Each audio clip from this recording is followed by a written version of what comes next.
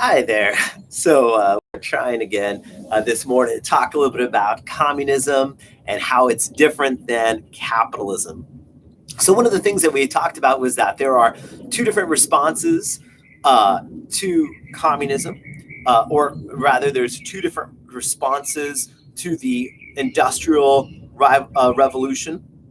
One of the responses to the industrial revolution is reform, where people are going to try to fix things like child labor laws, voting laws. And there's other people who think, reform is not enough. What we really need is not reform. What we really need is revolution. And that's one of the things we're talking about is Karl Marx. Karl Marx, an intellectual who looks at the problem of capitalism and says, wow, capitalism's messed up. Rich people get rich, poor people get poorer. We got to really overthrow and change everything, get rid of religion. He said that religion is the opiate of the masses, get rid of the traditional family, get rid of rich people in charge. All these different things is what Karl Marx argued for. He argued for what we call a command economy, where the government decides everything. They determine the prices for everything. This is what we call a command economy. And this is very much a rejection of what Adam Smith, who you might remember, he wrote a book called The Wealth of Nations. Adam Smith, he said that the thing that decides everything is something called the invisible hand. That the invisible hand is that the market, my desires, is going to be what's going to determine prices. And so it was a rejection of the capitalistic principle of Adam Smith and the invisible hand. In capitalism, prices and products are determined by consumers. Prices and products are determined by the consumers. And that's very different than in capitalism, very different than communism, because you might remember in communism, it was the government that decided the prices. I mentioned that Yuri Maltsev of Moscow State University worked at the Soviet Institute for Labor and Research, where 400 communist workers that set all the prices for 23 million goods. So in communism, the government sets the prices. In capitalism,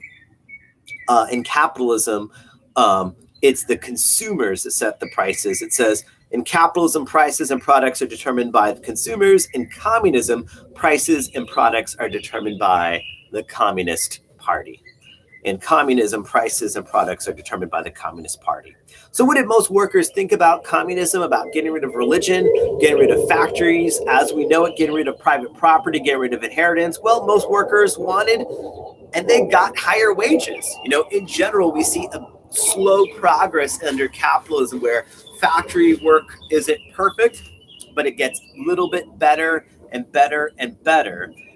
Most workers wanted and got higher wages, and most workers rejected communism. Most workers didn't want to get rid of religion. Most workers didn't want to get rid of getting an inheritance from their mom and dad, if there was one. Most workers didn't want just general wife swapping, something that Karl Marx said we should get rid of traditional family. Most workers ended up to reject communism. And there's a couple of reasons why. In fact, if you take a look, there is some examples of how capitalism made life better slowly for some. It says we're going to compare two different cities. One is Beijing in China. This was before capitalism ever had any impact in China. And then the second city is London. How did these cities improve as a result of capitalism? Beijing, without the functioning institutions of capitalism, the average worker received in the 18th century the daily equivalent of about 3 grams of silver. That's about how much the average worker in China made, about 3 grams of silver. And it did go up in the 20th century. In fact, in China, the average worker's income went up in the 20th century to about 6 grams of silver. So in China, without capitalism, we see wages do go up from the 19th to the 20th century, from 3 grams to 6 grams of silver daily income. Well, what about London? What about the factory workers in London who are not doing so well?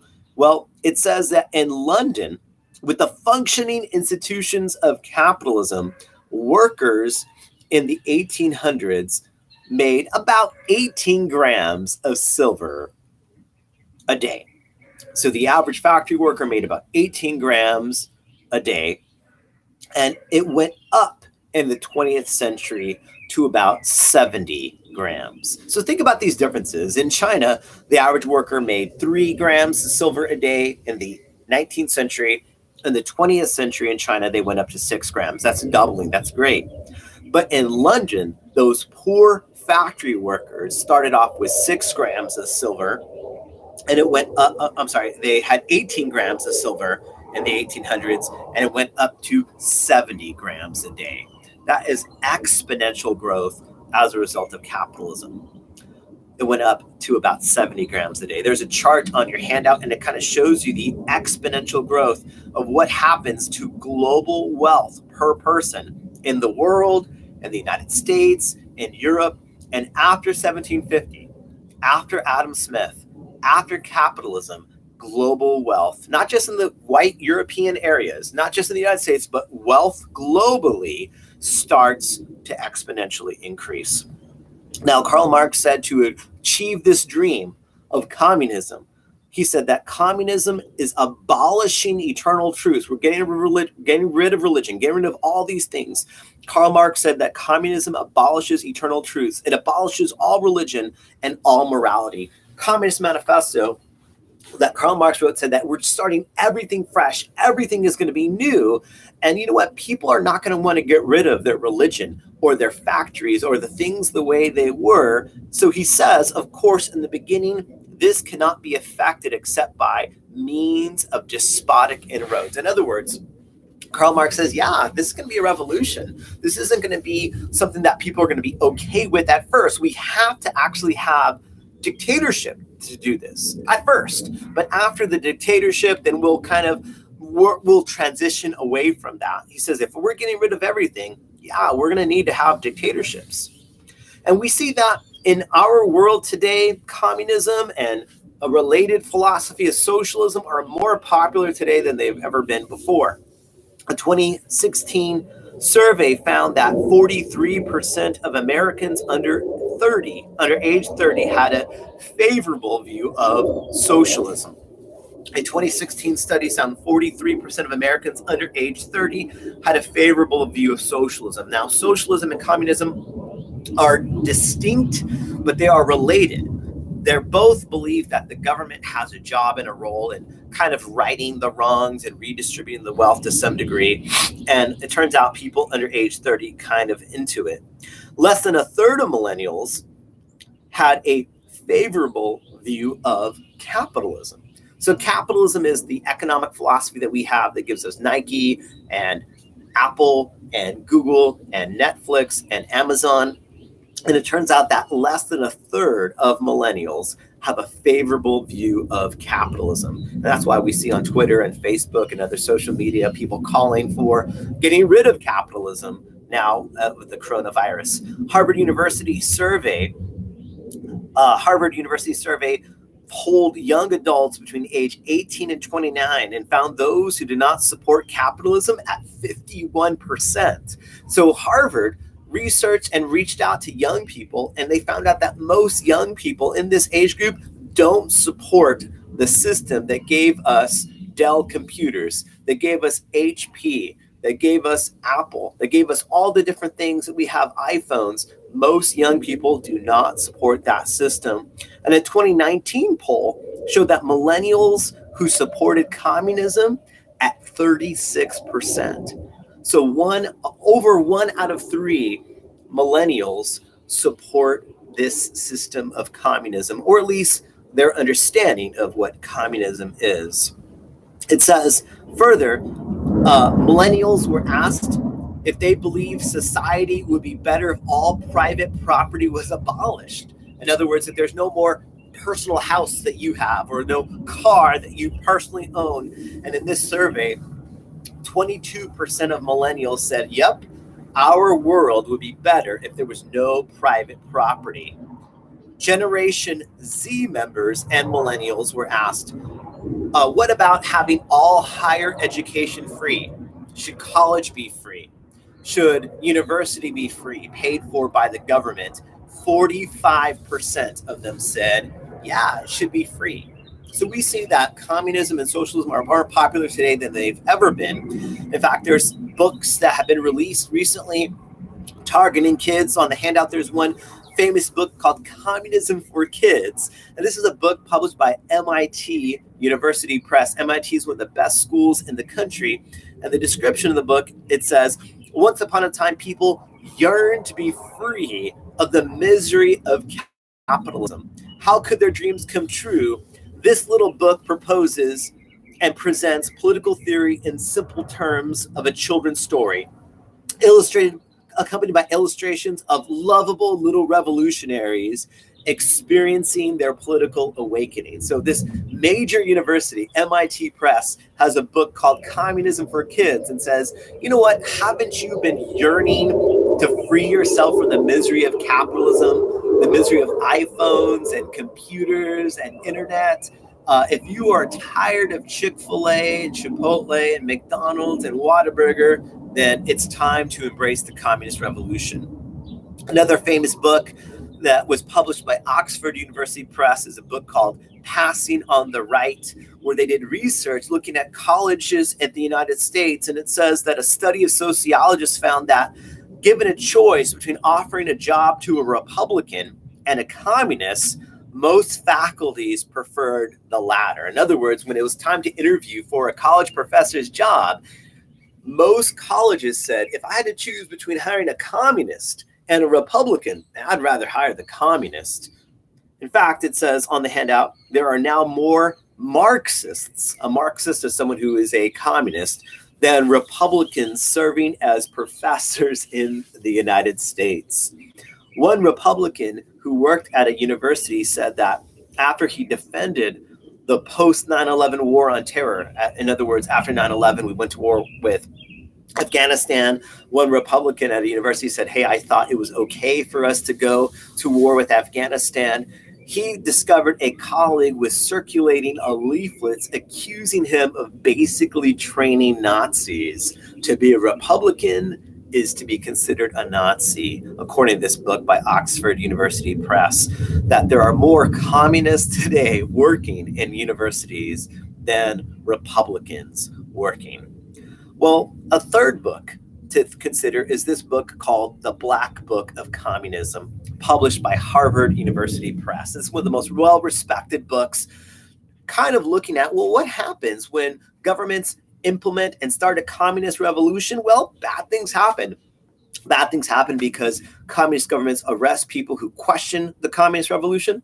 Bad things happen because people die, because communist governments are so ineffective and terrible at running these economies. So this book, published by Harvard University Press, got to look at the death toll. How many people died as a result of communism in these different countries?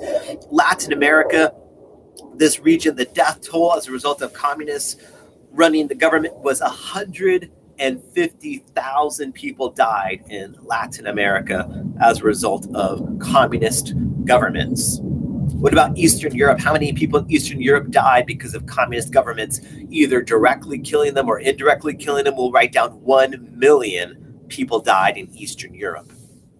In Vietnam, we famously fought the Vietnam War.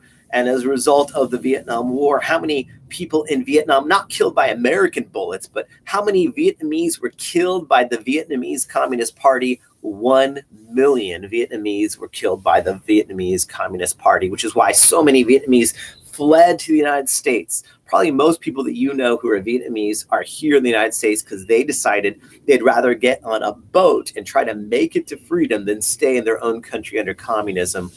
Communism killed 1 million people. Afghanistan, 1 million people died in Afghanistan. 1.7 million people died in Afghanistan. In Africa, 1.7 million people died in Africa as a result of communism. In North Korea, 2 million people died as a result of communism.